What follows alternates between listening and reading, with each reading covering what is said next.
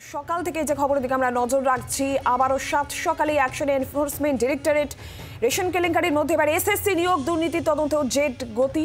Salt Lake, new town, মুকুন্দপুরে পরপর 7 ঠিকানায় এজেন্সির হানা। বিলাসবহুল বাংলো থেকে আবাসন, বাহিনীর ঘেরাটোপেই তল্লাশি অভিযান চলছে। শিক্ষক নিয়োগ কেলেঙ্কারির শিকড়ে নজর এজেন্সির। সিবিআই মামলার জামিনে মুক্তির পরও আবারও বিপাকে বলা যায় মিডলম্যান প্রসন্ন রায়। এবার মিডলম্যানের পর ডেরায় হানা এনফোর্সমেন্ট ডিরেক্টরেটের। নতুন কোনো ক্লু মিলবে খানা তল্লাশিতে এই মুহূর্তে এনফোর্সমেন্ট।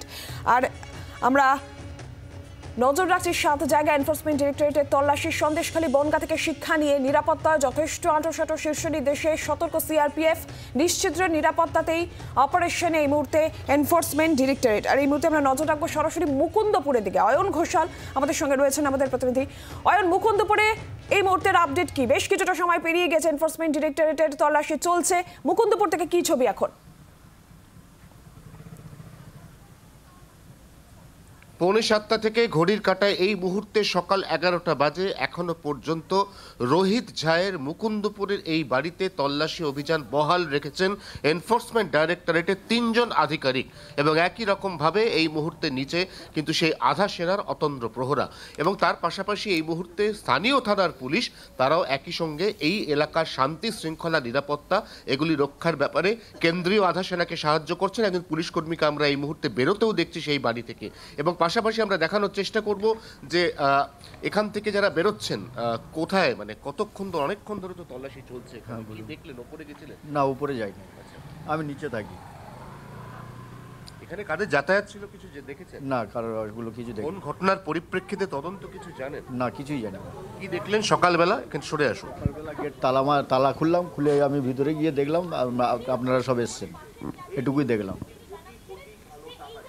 অর্থাৎ এই যে ইডির, আবারও বলছি যে ইডির যে অভিযান একদম সকাল সকাল অভিযান এবং একদম আর্লি মর্নিং, কিন্তু বিভিন্ন ডেস্টিনেশন, যে ডেস্টিনেশনগুলো ইডি টার্গেট করেছিল আজকে তল্লাশি করবে বলে, সেখানকার বাড়ির লোক, তার পাশের প্রতিবেশী কাউকে ঘুণাক করেও কিছু টের পেতে না দিয়েই তারা এই বাড়িতে একদম সকালে ঢোকেন।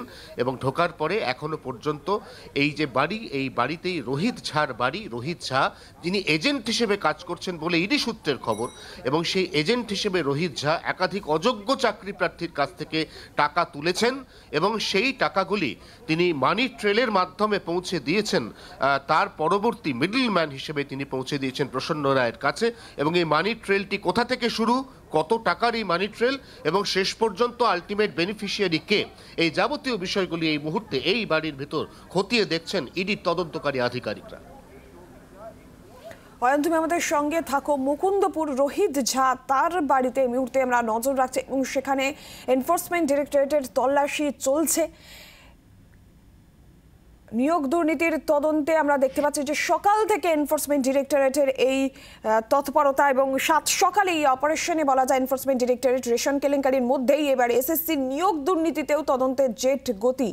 নিউ টাউনের মুকুন্দপুর ছাড়া পরপর 7টি ঠিকানা এজেন্সির দল পৌঁছে গিয়েছে। বিলাসবহুল বাংলো হোক, আবাসন হোক, অফিস হোক, বাহিনীর ঘেরাটোপে এই তল্লাশি চলছে।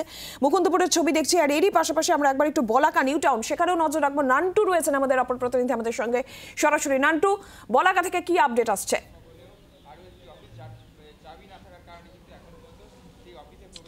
দেখো, তোমাকে জানিয়ে রাখি যে বলাকা আবাসনের B6 যে টাওয়ার রয়েছে, সেই টাওয়ারে প্রসন্ন কুমার রায়ের যে ফ্ল্যাটটি রয়েছে, সেই ফ্ল্যাটে কিন্তু এখনও পর্যন্ত ইডি আধিকারিকরা ঢুকতে পারেননি। তার কারণ এখনও পর্যন্ত এই ফ্ল্যাটের চাবি কার কাছে সেই বিষয়ে কিন্তু তারা এখনও পর্যন্ত জানতে পারেননি। সেই ক্ষেত্রে এখনও এই B6 যে টাওয়ারটি রয়েছে সেখানে কিন্তু ইডি আধিকারিকরা সেই ফ্ল্যাটের বাইরে কিন্তু বসে রয়েছেন। কেন্দ্রীয় বাহিনী চারিপাশটা ঘিরে রেখেছে। তোমাকে যদি ছবি দেখাই, এই সেই বলাকা আবাসনের B6 যে টাওয়ারটি রয়েছে, সেই টাওয়ারটির ঠিক ফ্ল্যাটের সামনেই দেখতে পাবে যে ইডি আধিকারিক এবং কেন্দ্রীয় বাহিনীর জওয়ানরা তারা কিন্তু রয়েছেন। এবং সেখানে সেই সকাল 6:30 নাগাদ যখন এখানে আসে তখন থেকে সেখানে দাঁড়িয়ে রয়েছেন। এবং তোমাকে যেটা জানিয়ে রাখি যে এই প্রসন্ন কুমার রায়কে গ্রেপ্তার করা হয় প্রদীপ সিংয়ের বয়ান অনুযায়ী। তার কারণ সিবিআই যখন এই তদন্ত শুরু করে, এই এসএসসি নিয়োগ তদন্ত, সেই সময় কিন্তু প্রথমেই প্রদীপ সিংকে গ্রেপ্তার করা হয়। তার কাছ থেকে জিজ্ঞাসাবাদ করেই কিন্তু এই প্রসন্ন রায়ের সূত্র মেলে, যেটা জানা যাচ্ছে যে ইডি সূত্রে এই প্রসন্ন কুমার রায়ের অফিসেই কাজ করতো এই প্রদীপ সিং, এবং সেই প্রদীপ সিং যেটা করতো বিভিন্ন চাকরি প্রার্থীদের সাথে যোগাযোগ করতো, তাদের থেকে টাকা তুলতো এবং সেই টাকা কার কাছে পৌঁছবে সেই বিষয় কিন্তু এই প্রসন্ন কুমার রায় তিনি ঠিক করে দিতেন এবং তিনি বলে দিতেন, এবং মূলত মিডলম্যানের কাজ করতেন এই প্রসন্ন কুমার রায়। এবং ইডি আধিকারিকরা আজকে এই অভিযান, তার কারণে আমরা যেটা ইডি সূত্রে জানতে পারছি যে এই প্রসন্ন কুমার রায়ের যে বিপুল পরিমাণ সম্পত্তি, সেই সম্পত্তির উৎস কি, নিয়োগ দুর্নীতির টাকায় কি এই বিপুল পরিমাণ সম্পত্তি তিনি করেছেন, এবং শুধু সেই টাকা তিনি একাই কি তার যে ব্যবসা, বিলাসবহুল ব্যবসা এবং তার যে বিশাল সম্পত্তি হোটেল রয়েছে সেখানে কাজে লাগিয়েছেন, এর পাশাপাশি এই টাকা আর কার কার কাছে পৌঁছে গেছিল, তারা কারা, এই সমস্ত বিষয় কিন্তু তদন্ত করার জন্যই আজকে নিউ টাউনের বিভিন্ন জায়গায় তার অফিস, তার ফ্ল্যাট, সেখানে তল্লাশি চলছে। এবং তার পাশাপাশি তার যে ঘনিষ্ঠ এই প্রদীপ সিং, সেই প্রদীপ সিংয়ের বাড়িতেও কিন্তু তল্লাশি চলছে, এবং ইডি সূত্রে জানতে পারছি এই প্রদীপ সিংয়ের বাবা, তাকে কিন্তু জিজ্ঞাসাবাদ করা হচ্ছে, এবং তার পাশাপাশি তার যে ফ্ল্যাটটি রয়েছে সেই ফ্ল্যাটেও তল্লাশি চালানো হচ্ছে। নজর রাখুন প্রথমে 7 সকালে এনফোর্সমেন্ট ডিরেক্টরেটের অপারেশন, 7 জায়গায় এজেন্সি পৌঁছে গিয়েছে এবং সিআরপিএফও বাড়তি সতর্কতা নিয়েছে, এবং বাড়তি সতর্কতা, নিশ্চিত নিরাপত্তার ঘেরাটোপে এই তল্লাশি অভিযান চলছে। প্রসন্ন রায় মিডলম্যান, তার একাধিক বাড়ি, ফ্ল্যাট এবং অফিসে এই খানা তল্লাশি এনফোর্সমেন্ট ডিরেক্টরেটের। আর এই মুহূর্তে আমরা একবার নজর রাখবো প্রাইড নিউ টাউনের দিকে। সৌমেন রয়েছেন প্রসন্ন রায়ের অফিস। সৌমেন, কি আপডেট এখন?